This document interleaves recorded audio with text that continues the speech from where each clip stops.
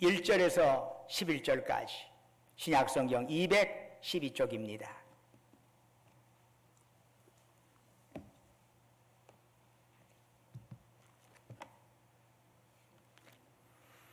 사도행전 15장 1절에서 11절까지 저와 여러분이 한 절씩 교독하도록 하겠습니다. 어떤 사람들이 유대로부터 내려와서 형제들을 가르치되 너희가 모세의 법대로 할례를 받지 아니하면 능히 구원을 받지 못하리라 하니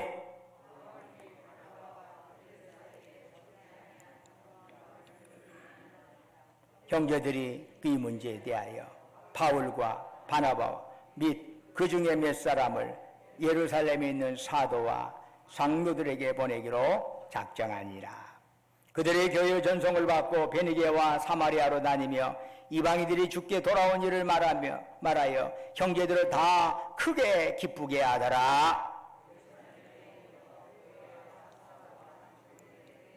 받고 하나님이 자기들과 함께 계셔 행하신 모든 일을 말하며 바리새파 중에 어떤 믿는 사람들이 일어나 말하되 이방인에게 할례를 행하고 모세의 율법을 지키라 명하는 것이 마땅하다 아니라 장로와 장로들이 이 일을 의논하러 모여 많은 변론이 있은 후에 베드로가 일어나 말하되 형제들아 너희도 알거니와 하나님이 이방인들로 내 입에서 복음의 말씀을 들어 믿게 하시려고 오래전부터 너희 가운데서 나를 택하시고 또 마음을 아시는 하나님이 우리에게 그들에게도 성령을 주어 증언하시고 믿음으로 그들의 마음을 깨끗이 하사 그들이나 우리나 차별하지 아니하셨느니라. 그런데 지금 너희가 어찌하여 하나님을 시험하여 우리 조상과 우리도 등이 매지 못하던 몽해를 제자들의 목에 두려느냐. 함께 읽겠습니다. 그러나 우리는 그들이 우리와 동일하게 주 예수의 은혜로 구원받는 줄을 믿노라 하니라. 아멘. 할렐루야. 오늘 예배에 참여한 여러분 모두에게 하나님의 은혜와 평강이 충만하기를 주의 이름으로 축원합니다. 안디옥 교회는 구레네와 구브로에서 온 무명의 크리스찬들에 의해서 처음 시작이 되었습니다.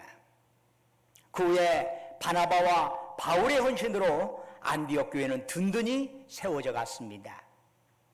그런데 성령님의 지시에 따라서 안디옥 교회는 바나바와 바울을 선교사로 파송하게 되었습니다.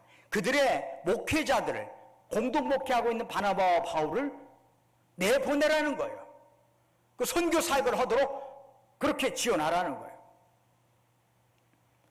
그들은 최소한 1년 이상, 최대한 2년 정도 소아시아 지역에서 선교 활동을 하였습니다.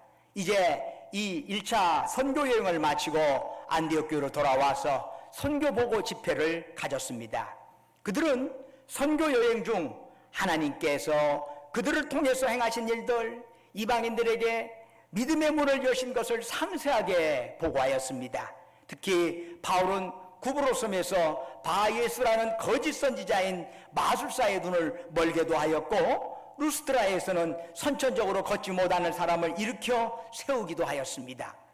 이런 보고를 들으면서 안디옥 교회 교인들은 감격했습니다. 하나님께서 우리들을 통해서, 우리 교회를 통해서 이런 놀라운 일을 행하시는구나 기뻐하며 참 행복한 시간을 누리게 되었습니다.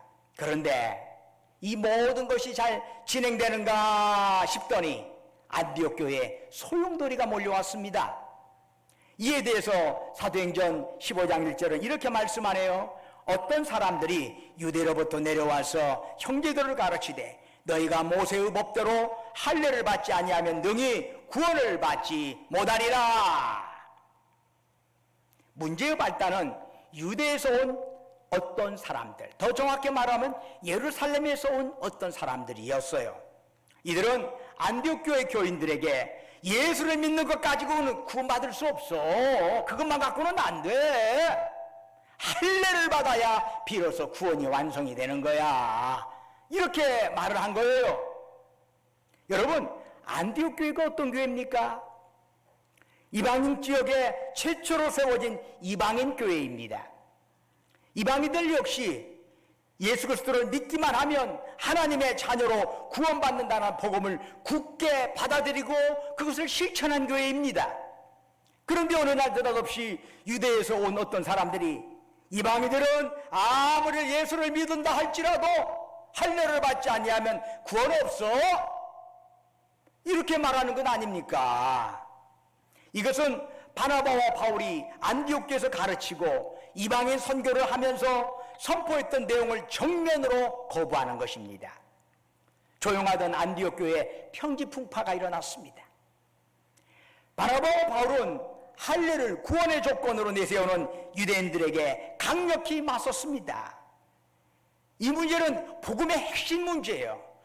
어떻게 해야 구원을 받느냐 하는 문제의 핵심 문제를 다루고 있는 것이요, 서로 타협하고 양보해서 될 문제가 아니야. 여러분, 신앙생활에 있어서 죽어도 양보할 수 없는 부분이 있어. 목숨 내놓고도 양보할 수 없는 것은 복음의 핵심 내용이야.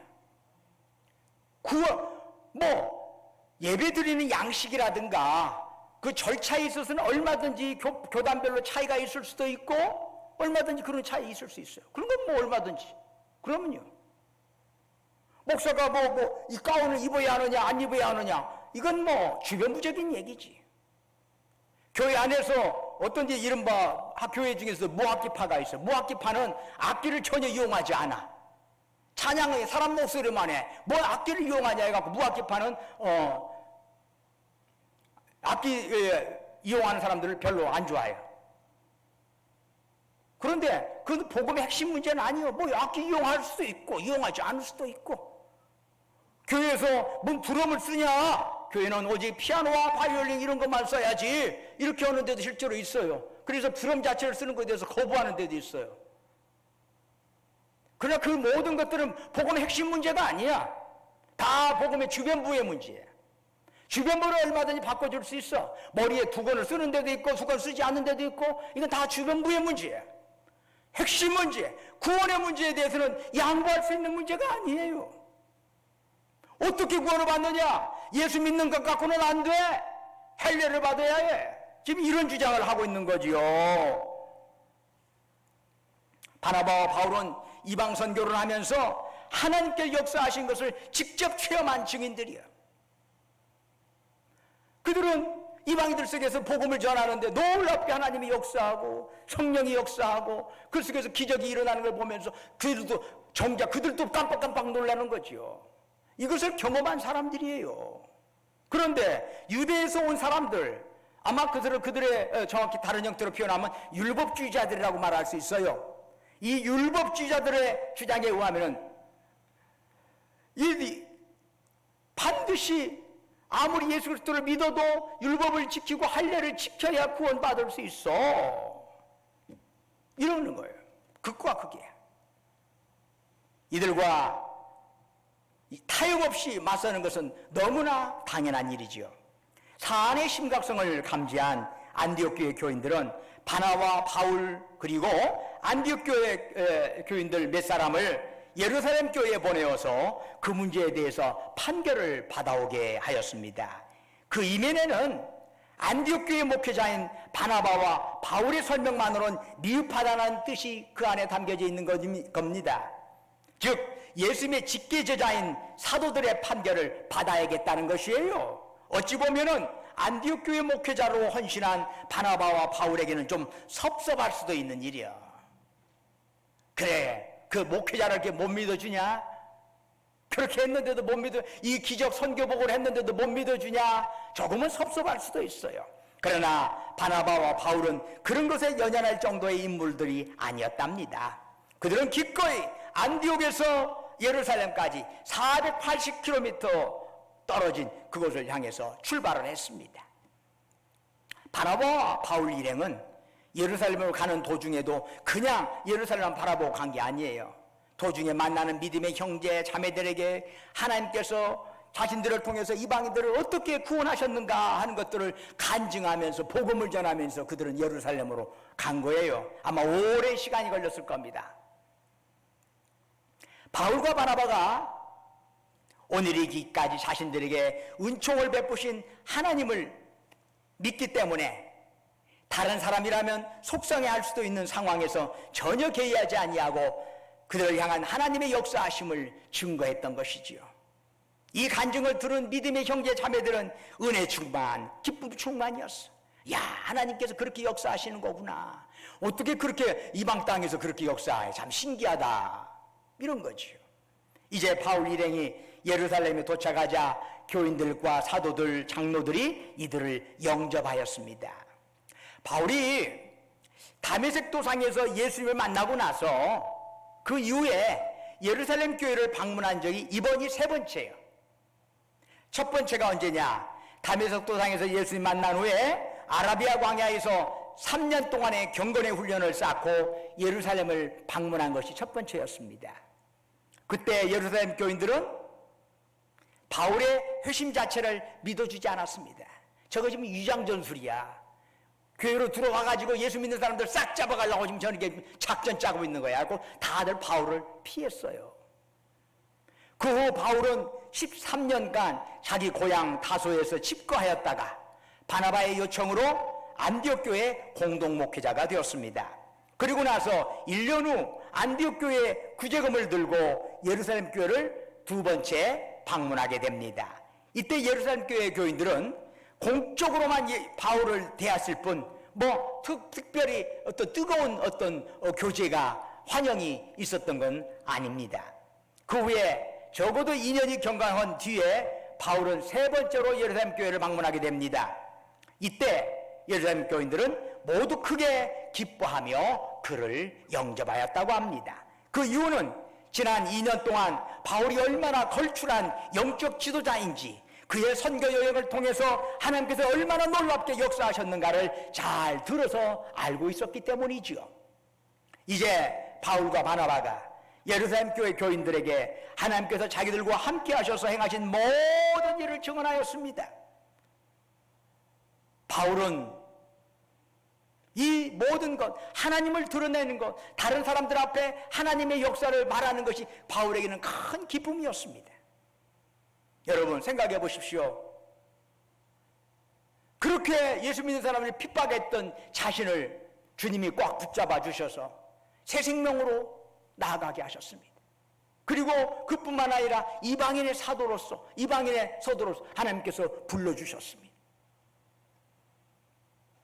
그 하나님으로부터 그렇게 특별히 택함 받은 것, 자기의 과거가 더 정말 그야말로 배설물처럼 형편없다 할지라도 다시 주님이 붙잡아 주신 것에 대해서 고맙고 감사하고 기쁜 것이요. 나 같은 것을. 그래서 하나님 드러내는 것이 바울에게는 기쁨이었습니다. 바울은 이방인들에게 행하신 하나님의 놀라운 일을 감격과 기쁨으로 증언하였습니다. 그런데 사도행전 15장 5절을 보니까 바리새파 중에 어떤 믿는 사람들이 일어났다라고 되어 있습니다. 우리말로 일어나다라고 번역된 이 헬라어 동사는 엑사니스테미라고 하는 단어로 되어 있습니다. 엑사니스테미의 본래적인 의미는 벌떡 일어서다는 얘기예요. 벌떡, 그냥 일어선다는 게 아니라 벌떡 일어서는 거예요. 바울이 지금 이방인 가운데 행하신 하나님의 역사를 지금 간증하고 있는데 누군가 벌떡 일어나서 바울의 말을 다 끊어버린 거예요. 그것도 한 사람이 아니라 여러 사람들이 복수로 되어 있어. 그들은 일어나 뭐라고 말하죠? 이방인에게 할례를 행하고 모세의 율법을 지키라 명하는 것이 마땅하다 라고 탁 말을 끊으면서 약속이나 한 듯이 여러 사람들이 일어나 바울의 증언을 정면 거부했습니다. 이방인들에게 하나님의 능력이 나타났다고 그래도 이방인에게 할례를 행하고 모세의 율법을 지키는 게 마땅해. 그 갖고는 안 돼. 이런 거지요. 바울과 바나바가 예루살렘 모교회를 찾은 것은 예루살렘에서 온 유대인들이 할례 문제로 안디옥 교회에 편지 폭발을 일으켰기 때문이지요. 그래서 사도들의 예루살렘 교회에 와서 그들의 판결을 구하고자 했는데 뜻밖에도 할례가 구원을 위한 절대 조건이라는 주장을 하는 유대인들이 예루살렘 교회 안에도 있는 거예요. 이것은 초대교회에 복음을 그릇 이해한 유대인들이 적지 않았다는 사실을 보여주고 있습니다. 자칫 예루살렘 교회도 평지풍파에 휩싸일 수 있는 위기 상황입니다. 할례 문제로 초대교회가 분열의 길을 맞을 수도 있습니다. 유대인들끼리 어울리는 교회 형태라면 문제가 없어요. 그들은 자기 조상들의 전통 따라서 다 할례를 받고 그렇기 때문에 아무런 문제가 없어. 문제는 이러한 유대인들의 관습과는 전혀 관련 없는 이방인들에게 어떻게 구원의 역사가 일어나느냐 하는 문제가 되니까 터진 거예요. 예루살렘 교회 주류가 누구예요? 유대인들이에요. 유대인 크리스찬들이에요. 이들 자체는 문제가 없어요. 그러나 안디옥 교회처럼 이방인들을 대상으로 그 밖에 또 이방인 선교를 형태로 나간다고 할 때 이 할례 문제는 대단히 중요한 문제예요. 즉 유대인의 관습을 그대로 적용하는 것이 올바른 거냐 하는 것이지요. 아브라함 할례 받지 않았지만 주님의 부르심 받고 믿음으로 그가 주님의 이끄심 받아서 그 하나님 믿음의 조상이 되었습니다. 할례는 나중의 문제예요. 모세가 할례 받았나요? 할례 받기 전에 하나님의 택함을 받고 하나님께서 그를 이끌어 주셔서 일꾼으로 삼으셨어. 이것은 유대인의 형태에 있어서 할례는 구원받은 자, 택함 받은 자의 하나의 확인증이야. 그냥 없어도 상관없어. 그러나 있으면서 내가 누군가를 스스로 한번 다지는 하나의 모습이 되는 거지. 그걸로 인하여 구원받는 것이 아니지. 근데 이것을 우선순위를 뒤바꿔 놓은 거예요, 율법주의자들은. 자, 바로 이 문제를 가지고 사도들, 장로들, 할례 문제에 관심 있는 사람들이 모여서 회의가 진행이 되었습니다. 이 회의를 가리켜 역사적으로 제1회 예루살렘 공의회 이렇게 이름을 붙입니다. 그 회의의 주제는 할례와 구원의 문제입니다. 회의 중 한동안 격렬한 논쟁이 있었는데 양자의 말을 다 듣고 나서 드디어 베드로가 말을 꺼냈습니다. 형제들아, 너희도 알거니와. 예루살렘 교인들이 뭘 안다는 얘기예요? 베드로가 가이사랴의 이방인인 고넬료의 집을 찾아가서 복음을 전한 사실을 안다는 겁니다. 이에 대해 베드로는 이렇게 기술하네요. 하나님이 이방인들로 내 입에서 복음의 말씀을 들어 믿게 하시려고 오래전부터 너희 가운데서 나를 대가시고. 베드로가 가이사랴의 이방인 고넬료의 집을 찾아가 복음을 전하는 것은 그의 자발적 의지에서 나온 것은 아니었습니다. 사실 베드로도 이방인 만나는 거 꺼려했습니다.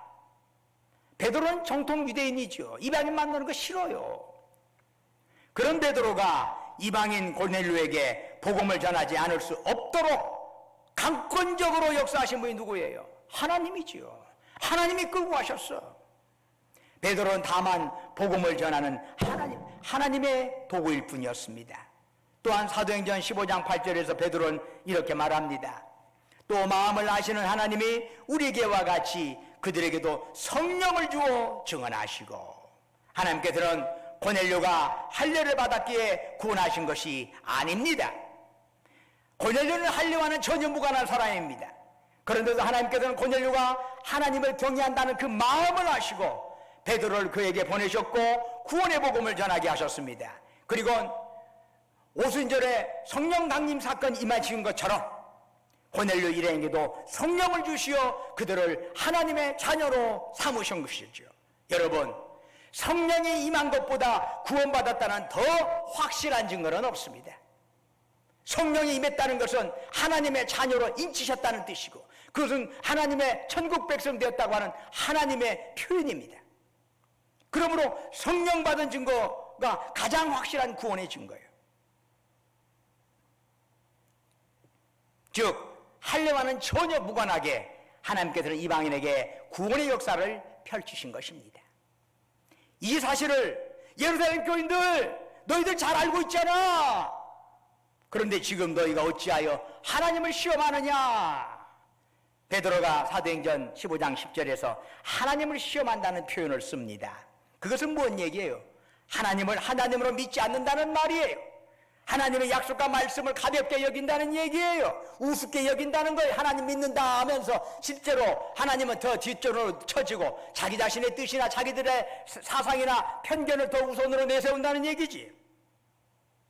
그렇다면 이 하나님을 시험하는 자들이 어떤 자들입니까? 유대교 바리새파에 속해 있다가 기독교로 개종한 사람들입니다.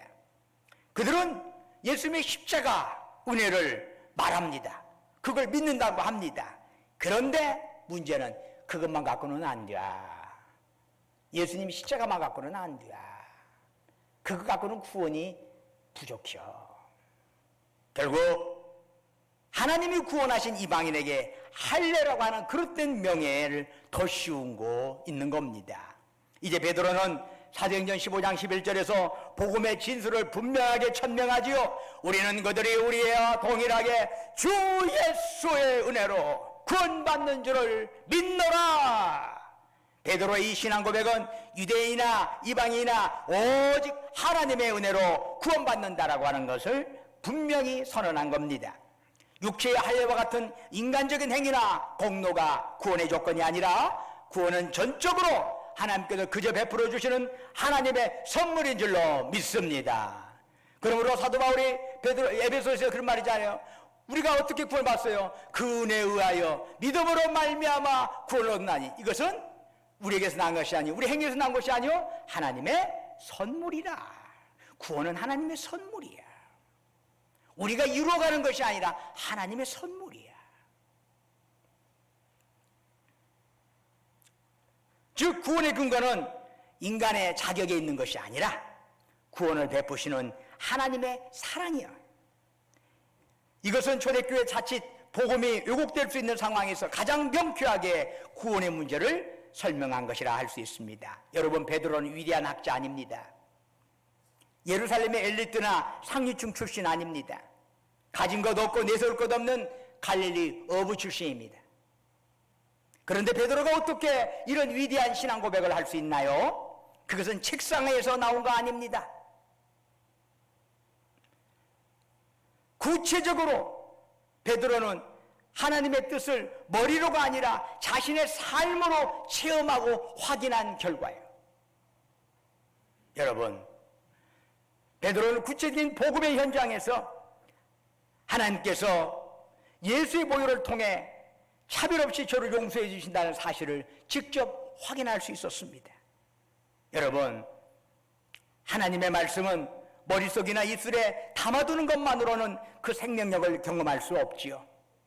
하나님의 말씀은 우리의 구체적인 삶 속에서 실천될 때 능력으로 확신으로 나타날 줄로 믿습니다. 하나님 말씀 머릿속에서 아무리 많이 그냥 가득가득 갖고 있어도 손발이 움직이지 않으면 그거 다 어설퍼요. 여러분, 머릿속에서 가득가득 담고 있는 것은 컴퓨터가 더 잘해요. 컴퓨터가 성경 더 잘 알아. AI가 훨씬 더 성경 더 잘 알아. 지식으로 문제가 아니라 우리의 삶으로 나타날 때 비로소 하나님 말씀이 우리 안에 능력으로 나타나고 하나님 말씀이 더욱더 믿어지는 줄로 믿습니다. 하나님 말씀 다 믿고 완전히 핵심하고 다 깨닫고 나서 그 다음에 어떤 일을 나누고 봉사한다? 나 거짓말이야. 나 죽을 때까지 않는다는 소리하고 똑같은 것이야. 말씀 먹고 실천하고 실천하면서 말씀이 확증이 되고 또 말씀 먹고 실천하면서 이것이 사이클이 점점 커져가면서 믿음이 커져가고 성숙되어져 가는 것이지 행함이 없는 믿음은 다 가짜예요. 오늘날 현대인들은 말씀을 많이 들으려고 하는데 여러분 TV에서도 아무데나 여기저기 들어보면 여기도 하나님 말씀 나오고 저기도 하나님 말씀 나와. 라디오도 들어보고 여기도 들어보고 저기도 다 나와. 얼마나 요즘 뭐 휴대폰에도 다 들어있어. 가까이 접하기가 얼마나 쉬운지 몰라요. 그렇다고 해서 여러분이 하나님 말씀에 더 가까이 있고 하나님 말씀에 더 뜨겁게 능력을 체험하느냐? 그건 아닌 것 같아요. 왜? 머리로 멈추기 때문이지. 머리로 멈추기. 여러분, 하나님 말씀이 능력입니다. 좌우의 날선 것처럼 능력이요. 우리의 골수를 찔러 쪼개기까지 하신 하나님 말씀이 우리 안에 역사하고 능력으로 나타나기 유한한다면은 말씀대로 살아가시기를 주의 이름으로 축원합니다. 사랑하는 여러분, 복음의 핵심이 뭐예요? 우리 주 예수 그리스도의 은혜로 구원받는 것입니다. 이 사실 믿습니까? 그렇습니다. 주님의 은혜로 구원받는 여러분의 말 달라져야지. 은혜의 말이 되어야지. 행동, 은혜의 행동이 되어야지. 생각도 은혜의 생각이 되어야지. 여러분의 삶에서 진정 은혜의 결실 나타나기를 주의 이름으로 축원합니다. 기도하겠습니다. 은혜와 사랑이 충만하신 아버지 하나님, 우리의 삶 속에 임하시옵시고 권능으로 임하시옵시고 능력으로 임하시옵시고 주님의 은혜의 큰 우산 아래서 항상 걸어가고 그 은혜 안에서 구원받았음을 감사하면서 그것에 합당한 삶을 실천하며 살아가게 하옵소서. 예수님 이름으로 기도드립니다. 아멘.